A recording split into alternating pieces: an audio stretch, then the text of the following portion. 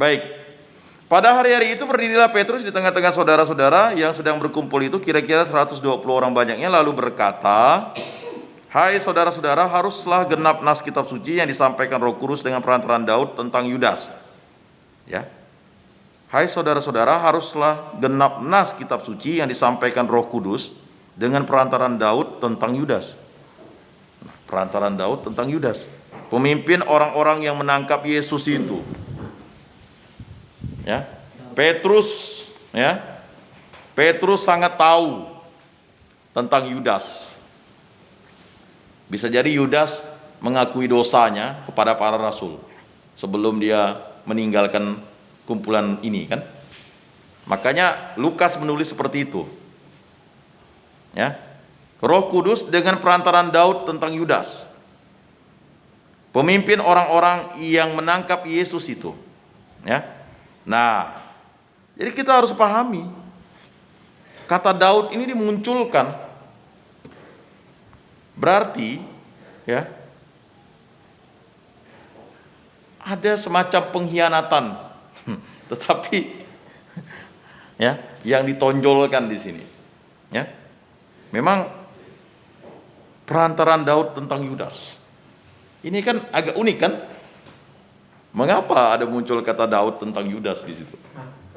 Nah, itu kita harus memahami itu. Bahwa kalau kita baca apa yang dilakukan oleh Daud, ada suatu pengkhianatan yang kejam yang dilakukan Daud. Tetapi Daud tidak seperti Yudas kan? Ya. Daud melakukan pengkhianatan kan? Apa yang dilakukan? Dia membunuh Uria ya, lalu mengambil istrinya kan, Batseba, ya kan? Jadi pengkhianatan itu sama seperti perzinahan yang dilakukan oleh Yudas, karena Yudas mengkhianati Yesus. Ya. Pemimpin orang-orang yang menangkap Yesus itu, dahulu ia termasuk bilangan kami dan mengambil bagian di dalam pelayanan ini. Bayangkan, dia adalah bilangan kami. Yudas ini telah membeli sebidang tanah dengan upah kejahatannya, lalu ia jatuh tertelungkup dan perutnya terbelah sehingga semua isi perutnya tertumpah keluar. Petrus ini masih menggunakan kata kutukan ya. Dia sudah membeli sebidang tanah ini, ya kan? Rupanya tanah itu, ya kita tahu bahwa sebenarnya ada pembelaan di versinya Matius dan Markus kan? Markus lah ya, bahwa pembelaannya Yudas ini membuang kembali 30 keping perak itu kan di hadapan para imam dan ahli Taurat kan, lalu uangnya dipakai untuk membeli tanah kuburan ya kan. Nah, tetapi di sini Petrus pasti sudah menyelidiki nih, dan tak mungkin Petrus tak menyelidiki nih, karena Petrus tidak mungkin melakukan ini atau memimpin sidang ini tanpa pembuktian. Maka dia katakan itu, Yudas ini telah membeli sebidang tanah dengan upah kejahatannya, lalu ia jatuh tertelungkup dan perutnya terbelah sehingga semua isi perutnya tertumpah keluar. Jadi jelas, dia jatuh tertelungkup. Tertelungkup itu berarti jatuh, ya kan? Memang yang jelas yang terjadi dengan Yudas, dia tertelungkup. Ya, lalu perutnya terbelah sehingga semua isi perutnya tertumpah keluar. Gila, terbelah dan semua isinya tertumpah keluar. Ini apakah kiasan oleh Petrus? Artinya ya, dia tertelungkup lalu secara harafiah. Tetapi kalau secara konteks bahasa, ini jelas apa yang dilakukan Yudas itu sudah diomongkan oleh Yudas. Mungkin sudah diakui Yudas kan? Isi perutnya itu keluar semua dah. Ya kan, keinginannya itu dia sudah sampaikan.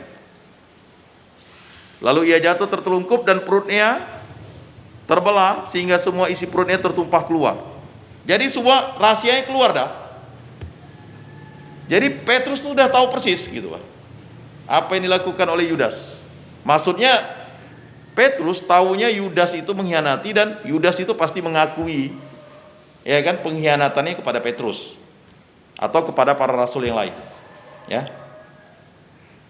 Hal itu diketahui oleh semua penduduk Yerusalem, sehingga tanah itu mereka sebut dalam bahasa mereka sendiri Hakaldama, artinya tanah darah. Sebab ada tertulis dalam kitab Mazmur, biarlah perkemahan yang menjadi sunyi, dan biarlah tidak ada penghuni di dalamnya, dan biarlah jabatannya diambil orang lain. Ini seperti Pak Ikhwani tanyakan kemarin nih. Jangan-jangan Yudas ini adalah rencana Allah kan? Kok ada di kitab Mazmur juga? Bukan rencana Allah, tetapi ini dinyatakan ya kan bahwa Yudas ini sama persis dengan pengkhianatan yang dilakukan Daud kepada Allah. Tapi Daud tetap menjadi center atau sentral. Yesus anak Daud ini kan mengingatkan bahwa apa yang dilakukan Daud itu akhirnya diampuni Allah. Tetapi Daud harus ya, anak yang dilahirkan dari hasil perzinahan itu mati. Nah, sama dengan Yudas, pengkhianatan yang dilakukan oleh Yudas ini mengakibatkan dia mati. Mati ada dua nih, mati jasmani dan mati rohani. Kalau jiwa kan tidak dapat mati. Mati jasmani dan mati rohani. Kalau malaikat Allah itu kan sudah mati rohaninya, dia tidak akan bisa berjumpa atau tinggal di dalam surga, masuk ke surga. Kematian rohani itu bahaya ya. Kalau kita ini kan ada 3 unsur ya, jasmani, jiwa, dan rohani ya. Nah, kematian rohani ini fatal. Dia tidak akan berjumpa Allah selama-lamanya. Tempatnya sudah tahu begitu. Nah, biarlah perkemahan yang menjadi sunyi, dan biarlah tidak ada penghuni di dalamnya, dan biarlah jabatannya diambil orang lain. Jadi harus ditambahkan kepada kami seorang dari mereka yang senantiasa datang berkumpul dengan kami selama Tuhan Yesus bersama-sama dengan kami. Jadi memang ada yang berkumpul, selain para rasul itu ada yang juga rajin berkumpul bersama-sama dengan para rasul. Yaitu mulai dari baptisan Yohanes sampai hari Yesus terangkat ke surga. Jadi memang ada orang yang, jadi jelas di sini Petrus katakan, memang ada orang yang dia tidak dipilih, tapi dia tuh tetap ikut gitu Pak. Misalnya rasul masuk di dalam, dia di pelatarannya tuh begitu kan. Nah, dia mendengar sesuatu tuh ya, siapa yang bertelinga hendaknya kamu mendengar katanya kan. Yesus kan katakan bukan hanya untuk para rasul, ada orang yang ibaratnya tuh ya bahasa kita nginding ya Pak ya. Kalau misalnya dengarkan orang ngomong, nih kita ngomong nih, tidak masuk di forum tapi dia duduk di situ gitu. Nah, mencuri dengar lah kan. Nah, rupanya ada seperti itu. Ya memang itu terjadi pada zaman Yesus kan. Makanya ini luar biasa dan diperhatikan pula oleh Petrus kan. Lupa Petrus catat orang ini. Ya kan? Jadi harus ditambahkan kepada kami seorang dari mereka yang senantiasa datang berkumpul dengan kami selama Tuhan Yesus bersama-sama dengan kami, yaitu mulai dari baptisan Yohanes sampai hari Yesus terangkat ke surga meninggalkan kami, untuk menjadi saksi dengan kami tentang kebangkitannya. Ya, jadi selain para rasul ada para saksi-saksi. Kalau begitu total rasul saja 11, ada saksi-saksi. Jadi dijelaskan di sini ada 120 orang berkumpul. Berarti 120 orang ini menyaksikan Yesus naik ke surga. Memang Lukas tidak ingin menonjolkan yang lain, tapi menonjolkan para rasulnya, apostoliknya. Ya. Lalu mereka mengusulkan 2 orang, Yusuf yang disebut Barsabas dan yang juga bernama Justus dan Matias. Nah, bayangkan Yusuf ya itu namanya macam-macam kan. Ini bukan Yosef, Yusuf. Dulu ada pertentangan. Kok satu Yusuf, satu Yosef? Ya itu kan tergantung konsonan hurufnya. Ya kan? Santo Yosef sama enggak dengan Santo Yusuf? Sama lah. Kristus dengan Mesias, ya sama lah. Yesus Kristus, Yesus Mesias. Tapi ngapa orang lebih suka menggunakan Kristus? Ya mungkin padanannya itu lebih enak disebutkan Yesus adalah Mesias. Ya kan? Yesus anak manusia. Yesus sang juru selamat. Ya kan sama saja sebenarnya. Ya kan? Kristus itu gelarnya, juru selamat itu gelarnya, Mesias itu gelarnya, anak manusia itu gelarnya. Ya kan? Gelar Yesus banyak. Ya. Nah, jadi harus dipahami itu. Mereka semua berdoa dan berkata, ya Tuhan, Engkaulah yang mengenal hati semua orang. Tunjukkanlah kiranya siapa yang Kau pilih dari kedua orang ini. Bayangkan. Apakah Barsabas tadi? Ya itulah tadi. Jadi tidak, mohon maaf ya, untuk menjadi uskup itu tidak segampang seperti menjadi yang lain nih. Memang Tuhanlah yang memilihnya. Hatinya waktu itu gitu. Ketika dia sudah ditabiskan menjadi uskup, ya, atau ditabiskan jadi pastor atau imam, dia berbeda lagi, itu berbeda hatinya. Untuk menerima jabatan pelayanan yaitu kerasulan yang ditinggalkan Yudas yang telah jatuh ke tempat yang wajar baginya. Jadi jelas, inilah pemilihan uskup, atau kan kerasulan itu kan, uskup itu kan rasul. Ya kan? Dia memang ya rasuli. Jadi inilah pemilihan yang luar biasa nih. Bagaimana kolegium itu memilih pengganti, ya, bahwa kalau terjadi pengkhianatan, ya, melakukan perzinahan. Jadi sebenarnya nih keras, sangat tegas sebenarnya. Jadi kalau orang sudah melakukan pengkhianatan terhadap Yesus, tidak layak dia untuk menjadi rasul. Rasul tidak layak. Tetapi dipilih dari orang. Jadi kan ini luar biasa. Dia dibaptis dulu, setelah itu dia mengikuti, dia jadi murid kan, ibaratnya dia mendapat tahbisan langsung dari Yesus. Lalu dia, karena ada yang meninggalkan jabatan rasul itu, ya, dia dipilih lalu ditabiskan lagi. Makanya tabisan itu kan seperti itu. Ya, makanya kalau ada orang yang masih memungkiri tentang karya tabisan itu, jadi mereka memang ya sudah, mohon maaf, sudah menyimpang. Ya, sudah menyimpang dari ajaran ya Yesus, atau ajaran ya iman yang diberikan kepada para rasul, yang gereja yang satu, kudus, katolik dan apostolik itu. Nah, makanya biasanya ya orang menghindar dari bacaan ini. Ya, menghindar.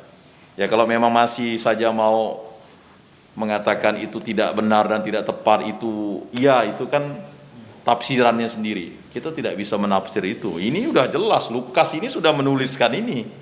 Ya. Kalau yang menuliskan ini bukan Lukas, ya mungkin orang boleh bilang itu ngada-ngada para rasul. Ini yang menuliskan Lukas. Lukas bukan para rasul. Lukas ini adalah muridnya Santo Paulus. Makanya unik kalau orang Katolik masih mempertanyakan tentang mengapa gereja Katolik seperti ini. Tidak, gereja Katolik seperti ini ya berdasarkan amanat agung Yesus Kristus. Nah, ini harus dipahami, Bapak, Ibu, saudara-saudari yang terkasih. Ya, menjadi pengikut Kristus itu harus seturut kehendak Kristus, bukan seturut kehendak dianya, mau-maunya. Ya kan? Harus diatur. Diatur oleh Roh Kudus. Ya, kalau sudah menyimpang dari Roh Kudus, ya kan? Nanti terkelungkup dia. Pecah perutnya, keluar isi perutnya kan? Nah, lalu mereka membuang undi. Nah, untuk menerima jabatan pelayanan, yaitu kerasulan yang ditinggalkan Yudas yang telah jatuh ke tempat yang wajar baginya. Lalu mereka membuang undi. Undi ya. Jadi mohon maaf. Ini mereka tuh menganggap dua orang ini layak ya. Cuman kan buang undi. Buang undi ini agak unik ya, bukan berjudi ya. Jadi cara memilih, kita tahu cara memilih konklab itu kan, cara memilih paus itu kan, mereka dikunci, nanti kalau kita lihat ya, nanti ada pilihan dari masing-masing kardinal itu, ya kan? Dituliskan namanya, lalu mulailah dibacakan siapa yang memilih siapa. Lalu mereka membuang undi bagi kedua orang itu, dan yang kena undi adalah Matius, dan dengan demikian ia ditambahkan kepada bilangan ke-11 rasul itu. Tahu enggak dia buang undinya bagaimana? Ini kan ada dua nih. Jadi dia misalnya ada dua kotak ya, mungkin ya, saya ilustrasikan ini kan dua nih, Barsabas, Matias kan, dilemparnya, jadi jatuh ke situ. Sekarang luar biasa kan, mereka tuh saking ingin pemilihan itu sesuai kehendak Allah. Sekarang walaupun dia buang undi itu di tempat Barsabas, jatuh semuanya ke Matias. Tidak ada angin kan? Walaupun sekuat tenaga dia lempar jatuhnya ke situ. Jadi ini cara pemilihannya memang hebat. Mereka tidak ingin, mereka tidak ingin menolak Barsabas tadi kan? Mereka sudah berdoa, dan Barsabas itu harus berbesar hati kan? Karena undinya jatuh ke sini. Terbuka loh pemilihan ini. Siapa yang buang ini ke-11 itu? Ya, dia buang. Ini misalnya kita pemilihan nih kan, ada dua nama nih. Ini unik nih. Kalau kita ngelempar situ, jatuhnya ke situ. Nah, itu perlu dipahami konteksnya. Nah, sampailah di situ. Jadi, semua peristiwa itu tertulis jelas di Kisah Para Rasul ini. Lalu Pentakosta, ya, langsung ditulis. Ketika tiba hari Pentakosta, semua orang percaya berkumpul di suatu tempat. Ya, tiba-tiba turunlah dari langit suatu bunyi seperti tiupan angin keras yang memenuhi seluruh rumah di mana mereka duduk, dan tampaklah kepada mereka lidah-lidah seperti nyala api yang bertebaran dan hinggap pada mereka masing-masing. Maka penuhlah mereka dengan Roh Kudus. Lalu mereka mulai berkata-kata dalam bahasa-bahasa lain seperti yang diberikan oleh Roh itu kepada mereka untuk mengatakannya. Nah, ini karunia. Bisa berbahasa dan berbahasa dengan bahasa-bahasa lain. Orang kan bilang bahasa roh itu yang tidak dimengerti orang. Tidak, bahasa roh itu adalah bahasa yang diberikan Roh Kudus untuk dimengerti oleh orang-orang lain yang tidak berbahasa sama seperti mereka. Ya, mohon maaf, misalnya Petrus tidak bisa berbahasa Yunani, tiba-tiba bisa berbahasa Yunani. Ya, memang ada berpendapat bahasa roh, masa bahasa roh tidak dimengerti? Kan unik. Jadi kita mulailah di Kisah Para Rasul ini jelaskan nih. Ini. Dan tampaklah kepada mereka lidah-lidah seperti nyala api yang bertebaran dan hinggap pada mereka masing-masing. Maka penuhlah mereka dengan Roh Kudus. Lalu mereka mulai berkata-kata dalam bahasa-bahasa lain. Kata bahasa lain itu bukan bahasa Aram. Dia bisa bahasa Inggris, bahasa Prancis, Yunani, bahasa-bahasa lain, bahasa Arab dan sebagainya. Waktu itu di Yerusalem diam orang-orang Yahudi yang saleh dari segala bangsa di bawah kolong langit.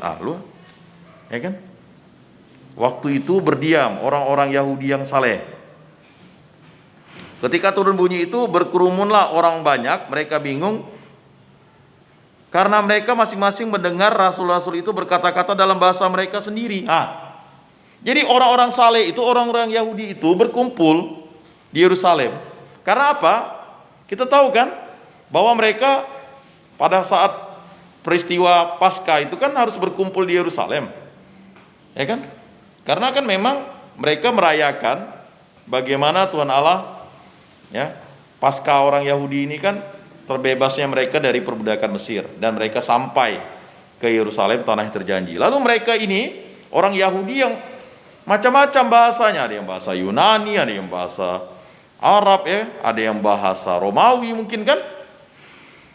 Lalu mereka bingung, kok rasul-rasul itu bisa berbahasa mereka. Nah, ini kan jelas kan bahwa janganlah lagi kita lalu diberikan semacam ya PHP lah, bahasa roh itu yang seperti yang kita dengar, kan bingung kita, lalu tak dimengerti oleh orang lain.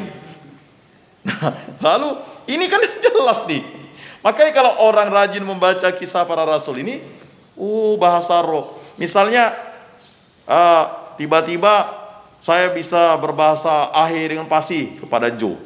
Kapan Pak Ian nih berbahasa ahe padahal dia ngomong A?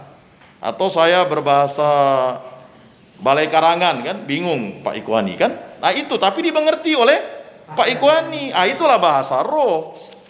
Bukan Pak Ian nih ngomongnya bahasa apa tuh? Kumur-kumur kah atau apa-apa, ya kan? Lalu saya klaim itu bahasa roh, tidak begitu. Saya ngomong ke Jo, kok Pak Ian nih kapan dia bisa bahasa ahe kok? Belajar ya enggak kok ngomong dengan saya bahasa ahe kan? Nah begitu maksudnya Jo. Jadi saya ngomong pakai bahasa saya, tapi Jo dengarnya bahasa ahe. Saya pakai misalnya bahasa Bekati nih. Si Jo kok Pak Ian ngomong bahasa Bekati, tapi kok saya kok dengarnya ngomongnya orang yang ngomong itu berbahasa roh, dia ngomong bahasa dia gitu Pak. Tapi dimengerti oleh ada yang mengerti. Ya, artinya maksudnya semuanya mengerti. Yang Pak Ikhwani bahasa Balai Karangan kok saya kok bisa mengerti bahasanya Pak Ian pakai bahasa Bekati nih. Justru itu bahasa roh. Ah itu bahasa roh, bukan bahasa yang tidak dimengerti oleh orang lain. Nah itu jadi kita memahami itu dulu lah ya. Jadi maksud kita beriman ini kan dengan hati, segenap jiwa, segenap kekuatan dan segenap akal budi kan. Lalu kalau misalnya kita katanya bisa berbahasa roh, tapi si Jo tidak ngerti bahasa saya, ya berarti bukan bahasa roh. Bahasa roh. Yang kemarin beberapa waktu kita bahas bersama ya, yang harusnya beberapa kawan-kawan ini datang gitu, ya. Jadi kita di sini kan kita tidak mungkin lah langsung melompat ke kisah para rasul dulu kan. Kita bahas dulu pendalamannya Injil Matius, Markus, Lukas dan Yohanes. Maka saya katakan sebenarnya menarik nih kalau kita akan lanjut ke kisah para rasul, lanjut nanti ke surat Rasul Paulus baik kepada jemaat di Roma ya kan, dan pada itu nanti menarik. Makanya tadi udah dijelaskan dalam pengantarnya bahwa kisah para rasul dan surat Rasul Paulus itu punya kaitan yang erat gitu Pak. Karena apa? Karena Lukas ini pasti punya pengaruh untuk apakah Santo Paulus itu semua suratnya ditulis oleh beliau kan? Pasti ada mungkin tolong ya kan? Saya mau ngirim surat ke sini nih begitu. Nah, makanya kalau kita nonton film Santo Paulus itu jelaslah di situ. Baik, kita lanjut dulu. Mereka semua tercengang-cengang dan heran lalu berkata, bukankah mereka semua yang berkata-kata itu orang Galilea? Orang Galilea kan udah jelas bahasanya Aram, ya kan? Bagaimana mungkin kita masing-masing mendengar mereka berkata-kata dalam bahasa kita sendiri katanya? Dia, ya kan? Yaitu bahasa yang kita pakai di negeri asal kita. Kita orang Partia, Media, Elam, penduduk Mesopotamia, Yudea dan Kapodokia, Pontus dan Asia, Frigia dan Pamfilia, Mesir dan daerah-daerah Libya yang berkaitan dengan Kirene, pendatang-pendatang dari Roma, baik orang Yahudi maupun penganut agama Yahudi, orang Kreta dan orang Arab. Kita mendengar mereka berkata-kata dalam bahasa kita sendiri tentang perbuatan-perbuatan besar yang dilakukan oleh Allah. Mereka semuanya tercengang-cengang dan sangat termangu-mangu sambil berkata seorang kepada yang lain, apakah artinya ini? Tetapi orang lain menyindir, mereka sedang mabuk oleh anggur manis. Nah, sekali lagi, bagi orang yang tidak dibaptis di zaman sekarang ya begitu, mereka akan pikir, mabuk jatuh orang. Ngapa gereja Katolik harus pakai anggur kan? Ya kan ada yang sampai berpendapat seperti itu. Jadi seperti itu. Beberapa dulu Pak. Nah, nanti kita bahas bersama. Nah, akhirnya disinilah kita lihat bahwa khotbah Petrus. Nah, ini mungkin yang harus dipahami. Dipahami oleh semua gereja yang ada di muka bumi ini bahwa Petrus itu adalah pemimpin para rasul dan dia dipilih oleh Yesus. Ditegaskan dalam Injil Matius, Markus, Lukas, dan Yohanes. Kemudian kisah para rasul menegaskan kembali bahwa Petrus adalah pemimpin para rasul dan dialah yang menjadi wakil Kristus di dunia ketika Kristus terangkat di surga dan tidak ada lagi yang bisa membantahnya. Sehingga Petrus berkhotbah. Maka bangkitlah Petrus berdiri dengan ke-11 rasul itu. Berarti ke-11 rasul itu udah dengan Matias ya. Nah, jadi ada 12. Dan dengan suara nyaring ia berkata kepada mereka, "Hai kamu orang Yahudi dan kamu semua yang tinggal di Yerusalem, ketahuilah dan camkanlah perkataanku ini. Orang-orang ini tidak mabuk seperti yang kamu sangka, karena hari baru pukul 9." Hari baru pukul 9 nih. Berarti mereka sudah tahu waktu itu. Ya, jelas mereka ini punya peradaban yang tinggi nih, udah tahu pukul 9. Tetapi itulah yang difirmankan Allah dengan perantaraan Nabi Yoel. Ya, akan terjadi pada hari-hari terakhir, demikianlah firman Allah, bahwa aku akan mencurahkan rohku ke atas semua manusia, maka anak-anakmu laki-laki dan perempuan akan bernubuat, dan teruna-terunamu akan mendapat penglihatan-penglihatan, dan orang-orangmu yang tua akan mendapat mimpi. Juga ke atas hamba-hambaku laki-laki dan perempuan akan kucurahkan rohku pada hari-hari itu, dan mereka akan bernubuat. Dan aku akan mengadakan mujizat-mujizat di atas, di langit, dan tanda-tanda di bawah, di bumi, darah dan api dan gumpalan-gumpalan asap. Matahari akan berubah menjadi gelap gulita, dan bulan menjadi darah, sebelum datangnya hari Tuhan, hari yang besar dan mulia itu. Dan barang siapa yang berseru kepada nama Tuhan akan diselamatkan. Hai orang-orang Israel, dengarlah perkataan ini. Yang aku maksudkan ialah Yesus dari Nazaret, seorang yang telah ditentukan Allah dan yang dinyatakan kepadamu dengan kekuatan-kekuatan dan mujizat-mujizat dan tanda-tanda yang dilakukan oleh Allah dengan perantaraan Dia di tengah-tengah kamu seperti yang kamu tahu. Nah, Dia diserahkan Allah menurut maksud dan rencananya, telah kamu salibkan dan kamu bunuh oleh tangan bangsa-bangsa durhaka. Tetapi Allah membangkitkan Dia dengan melepaskan Dia dari sengsara maut, karena tidak mungkin Ia tetap berada dalam kuasa maut itu. Sebab Daud berkata tentang Dia, "Aku senantiasa memandang kepada Tuhan, karena Ia berdiri di sebelah kananku, aku tidak goyah. Sebab itu hatiku bersukacita dan jiwaku bersorak-sorak, bahkan tubuhku akan diam dengan tentram. Sebab Engkau tidak menyerahkan aku kepada dunia orang mati, dan tidak membiarkan orang kudus-Mu melihat kebinasaan. Engkau memberitahukan kepadaku jalan kehidupan. Engkau akan melimpahi aku dengan sukacita di hadapan-Mu." Nah, ini janjinya. Jadi Daud bertobat, dia mendapat pengampunan. Sedangkan Yudas, dia tidak bertobat. Dia menyesal saja. Lalu dia pecah perutnya. Ya, tidak dijelaskan oleh Lukas, karena Lukas kan lembut, tapi jantan. Maksudnya Lukas ini kan tidak ingin menulis sesuatu. Lukas sangat menghargai para rasul ya. Jadi kita harus paham itu konteksnya. Lukas ini menulisnya dengan halus. Dia tidak berani melawan yang telah dipilih oleh Yesus. Makanya dia katakan bahwa para rasul ini orang yang terberkati, ya kan? Karena dia memberkati kan. Lukas juga tidak berani menulis Yudas seperti itu. Kan hanya yang berani ini kan Petrus sebagai pemimpin. Yang lain-lain kan coba baca Matius, baca Markus, baca Yohanes kan enggak. Karena Yesus sudah katakan, "Kalian ini sama di hadapanku," kan gitu. Ya kan? Berarti dia kekuasaan itu sama, tetapi ada yang menjadi pemimpin kolegiumnya gitu. Mereka ini udah ibaratnya 12 rasul ini orang termulia yang hidup waktu itu. Ya. Jadi Lukas pun tidak ingin mengatakan hal yang tidak senonoh. Walaupun Yudas Iskariot, hanya yang berani ngomong itu kan karena Petrus. Markus tuliskan Markus. Yudas yang mengkhianati Yesus. Kan Petrus ini benar-benar dia katakan karena dia tuh merasa pengampunan Allah itu kepada dia kan. Sebelum ayam jantan berkokok kamu sudah menyangkal aku 3 kali. Makanya Petrus ini luar biasa. Jadi memang kisah para rasul ini perlu kita dalami sebagai penyuluh. Bukan karena kita ingin mengatakan, tapi memang penyuluh itu kan mewartakan apa yang disampaikan para rasul itu.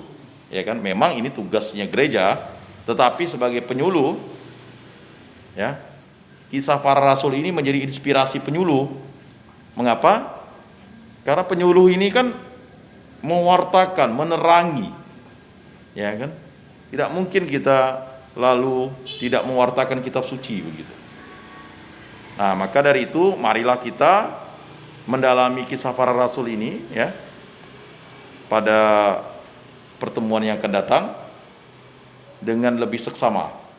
Karena memang kisah para rasul ini adalah ajaran gereja yang langsung dari Yesus Kristus dan langsung dari para rasul untuk menegaskan tugas perutusan yang disampaikan Yesus Kristus kepada kita.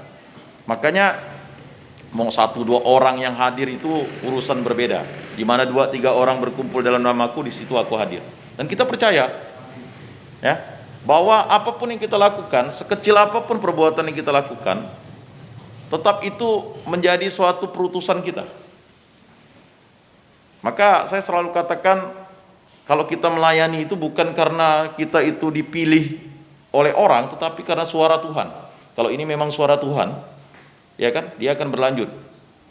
Karena memahami suara Tuhan itu tidak bisa dengan hanya kita melaksanakan sesuatu yang biasa-biasa saja, tapi memang bantuan Roh Kudus yang harus membimbing kita.